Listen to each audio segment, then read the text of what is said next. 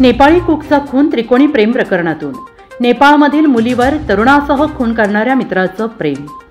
नाशिक शहरातील कामगारनगर लगत असलेल्या पाईपलाईन रोडवर 3 दिवसांपूर्वी गळा चिरून झालेल्या 22 वर्षीय हॉटेल कामगाराच्या खुनाचा उलगडा आता सातपूर पोलिसांनी केलाय। नेपाळमधील मुलीच्या प्रेम प्रकरणातून एकाच हॉटेलमध्ये काम करणाऱ्या मित्राने हा खून केल्याचं पोलीस तपासात निष्पन्न झाले। या प्रकरणी खून करणाऱ्या ईश्वर सारकी, प्रकाश शेट्टी या दोघांना बुधवारी न्यायालयात हजर केला असता त्यांना 6 एप्रिलपर्यंत पोलीस कोठडी सुनावण्यात आली। 2 दिवसापूर्वी श्रमिक नगर सातपूर एरियामध्ये आम्हाला महेंद्र प्रकाश साकी नावाच्या व्यक्तीची या ठिकाणी डेड बॉडी मिळाली होती। डेड बॉडी मिळाल्यावरून सातपूर पोलीस स्टेशन या ठिकाणी 302 चा गुन्हा दाखल केला होता। ह्याचा खून कुणी केला असेल आणि कशा पद्धतीने झाला असेल याच्या तपासासाठी 7 टीम तयार करण्यात आल्या होत्या।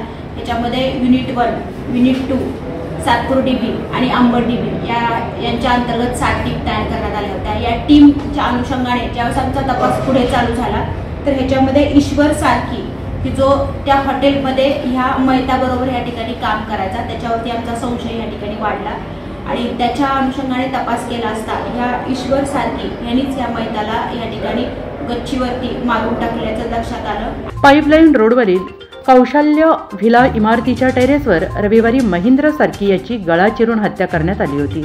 ईश्वर व प्रकाश यांना पोलिसी खाक्या दाखवताच त्यांनी खुनाची कबुली दिली। नेपाळच्या एका तरुणीवर मयत महेंद्रचं प्रेम होतं। संशयित आरोपी ईश्वर ही त्या मुलीवर प्रेम करत होता। महेंद्र तिच्याशी बोलत असल्याचं ईश्वरला खटकत होतं। महेंद्र रविवारी नेहमीप्रमाणे मोबाईलवरून तिच्याशी बोलत असताना ईश्वरने प्रकाश शेट्टीच्या मदतीने त्याची गळा चिरून हत्या केली।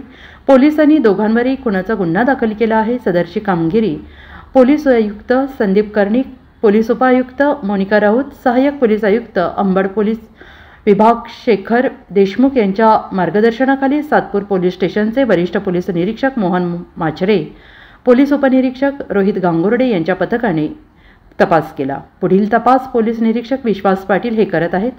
वृत्त संकलन विभाग, आपला महाराष्ट्र नाशिक।